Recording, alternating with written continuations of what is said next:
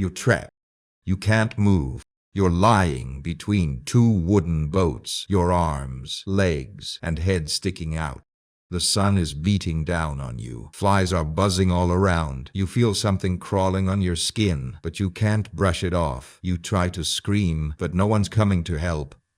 This isn't a nightmare. This was a real form of torture and execution used in ancient times, and it was so horrifying, so slow, and so cruel that it was almost forgotten by history. This method of death was called Scaphism, also known as the boats. It's one of the most disturbing punishments ever recorded. It wasn't just about killing someone. It was about destroying them physically, mentally, and slowly. In this video, we're diving deep into the dark history of Scaphism, where it came from, how it worked, and why it's one of the most terrifying stories the ancient world ever told.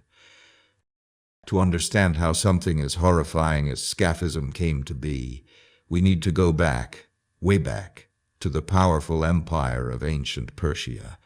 Over 2,000 years ago, Persia was one of the greatest empires in the world. It stretched across vast lands from modern-day Iran to parts of Egypt, Turkey, and even India.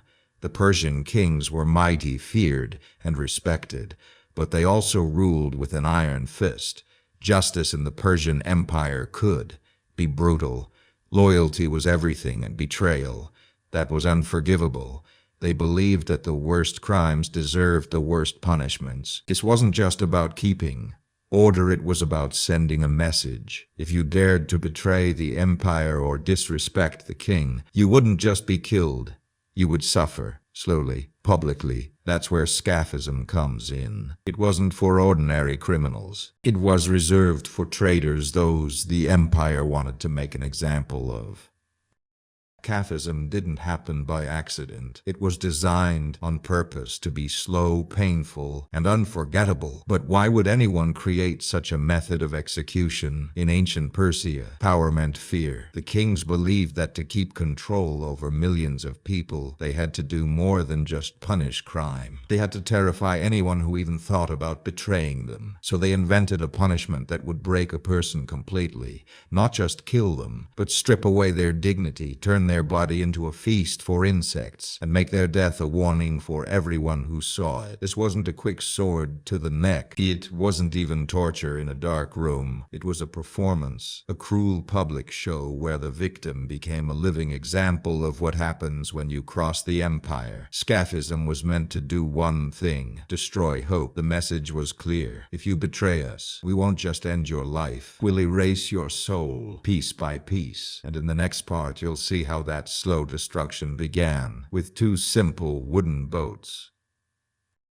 It all started with two boats, or sometimes two hollowed-out logs. The victim was taken and placed inside one boat, laying flat on their back. Then the second boat was lowered on top, sandwiching their body tightly between the two. But their arms, legs, feet, and head were left sticking out, exposed to the elements. They couldn't move, couldn't escape, trapped like a bug under glass. The boats didn't just keep the person in place. They turned the body into a container, a prison. Inside, the flesh would start to rot and fester in its own waste. Outside, things were about to get even worse. This wasn't just a clever way to hold someone down. It was a carefully built torture chamber. The wood kept the body hidden, but the parts that mattered most, the parts that felt pain, those were left out in the open. The executioners weren't in a rush. They had time. And now that the victim was trapped, the real suffering could begin. What came next wasn't just strange. It was disgusting, and it involved milk, honey, and swarms of crawling insects. Once the victim was trapped between the boats, the next part of the torture began, and it involved milk and honey. But this wasn't a treat, it was a weapon. The executioners would force-feed the victim large amounts of milk and honey, even when they didn't want it. They kept pouring it down until the person began to vomit and develop severe diarrhea. Their stomach would churn, their bowels would empty, and since they were trapped, all of it stayed inside the boat, soaking into their body and clothing. But that was only half of it. Next, they smeared honey all over the victims, exposed skin on their face, arms, legs, and even their private parts. It dripped down, sticky and sweet, and then the insects came. Flies, ants, bees, wasps. They smelled the sugar, they felt the warmth of the body, and they gathered, crawling, biting, nesting. The person couldn't move, couldn't swat them away, couldn't scream loud enough to be heard. This wasn't just torture anymore. It was a living nightmare, because the insects aren't just landing, they're starting to eat.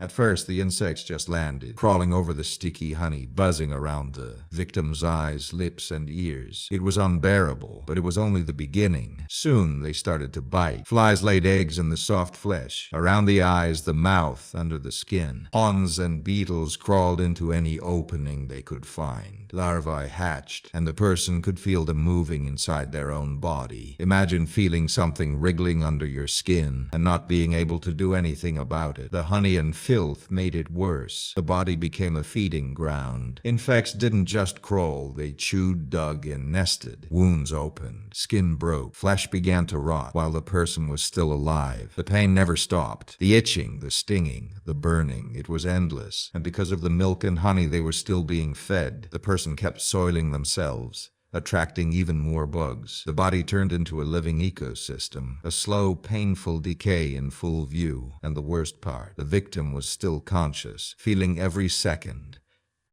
The physical pain of scaphism was unbearable, but the psychological torture may have been even worse. The victim wasn't knocked unconscious. They weren't given mercy. They were kept alive on purpose, force-fed daily to make sure they didn't die too soon. Their body was decaying, but their mind was still awake. Imagine lying still for days, unable to move a single muscle, while insects crawl into your nose, ears, and eyes. You can feel your flesh being eaten. You can smell the rot from your own body. You can hear the buzzing and feel the sting, but there's nothing you can do. Some would beg for death. Others would go silent, slipping into madness as their brain tried to escape the horror. And remember, they were left out in the open. People watched. Some mocked. Some stared in fear. But no one helped. This wasn't just execution. It was complete isolation, a kind of living burial where time stood still and the pain never ended. The victim was alive, but no longer human in the eyes of those around them.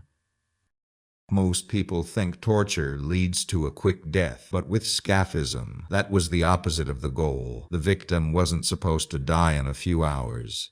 Not even in a single day. They were kept alive for as long as possible, sometimes up to 17 days or even more, depending on their strength and the will of the executioners. Every day more milk and honey were forced into their mouth. Every day the rot grew worse. Their skin blistered under the sun by day and froze under the stars at night. Flies swarmed during daylight. Worms and maggots fed in the dark. Their own body became a prison. And that prison was slowly falling apart. Death didn't come peacefully. It came from infection, dehydration, or being literally eaten alive from the inside and out. Sometimes the person would be too weak to scream. Sometimes they would whisper, begging for mercy that would never come. This wasn't just about pain. It was about breaking the soul. And what made it even more chilling, this wasn't just a story passed around like legend. In the next part, we'll meet a real person who actually suffered this fate. Mithridates, the man who died in the boats. Out of all the people who suffered under Scaphism, one name survived history, a man named Mithridates. He was a Persian soldier, living under the rule of King Artaxerxes I. One day, Mithridates made a deadly mistake. During a royal ceremony, he killed one of the king's brothers. Some say it was an accident. Others say it was murder. But in the eyes of the king, it didn't matter. Mithridates had crossed the line, and for that, he would be made an example. He was sentenced to die by Scaphism. According to the ancient historian Plutarch, Mithridates was stripped, placed between two boats, and fed the milk and honey mixture every day. He lasted 17 days. 17. That means for over 2 weeks he suffered, eaten alive, baking in the sun, drowning in filth, swarmed by insects. People came to watch him die slowly, like it was a show. His punishment wasn't just about justice, it was about fear, a warning to anyone who dared to challenge the empire. Mithridates became the most famous victim of Scaphism. His story is still told over 2,000 years later. But was it all true? So now the question is, was Scaphism really real, or was it just an exaggerated story meant to scare people? Our main source for this method of torture comes from Plutarch, a Greek historian who lived long after the events he described. He's the one who wrote about Mithridates and his 17-day death. But here's the problem. Plutarch wasn't Persian. He was writing about Persia, not from it. That means we don't have direct records from the empire itself confirming the use of Scaphism. No royal documents, no laws, just his chilling story. Some historians believe it could have been propaganda, a tale used to make Persia look barbaric in the eyes of the Greeks. Others think the details might be exaggerated, but based on real punishments that did exist. But here's the thing. Even if it wasn't practiced often or at all, the story of Scaphism still survived for centuries. That tells us something. Whether it was true or not, people believed it. They feared it, and they told it again and again, passing the horror down through generations. Because sometimes the most terrifying thing is not knowing what people are truly capable of. You might wonder, why do stories like Scaphism stick in our minds? Why do we feel a mix of fear, disgust, and fascination? The truth is, human beings have always been drawn to the darkest parts of history, not because we enjoy pain, but because these stories reveal something deep about ourselves, about power, cruelty, and control. Scaphism wasn't just about killing someone. It was about stripping them of their humanity, slowly, publicly, completely. It was a warning, a message. If you betray us, you will not just die. You will be erased. That kind of fear, that level of control. It's terrifying, and that's why it grabs our attention. It's the same reason we're drawn to stories about medieval torture, ancient rituals, or forgotten wars. They show us what humans are capable of at their worst. But these stories also teach us something. They remind us why justice, mercy, and human rights are so important today. Because once, long ago, the world didn't have those things. And when we hear about a method like Scaphism, we don't just hear about pain, we hear a warning from the past.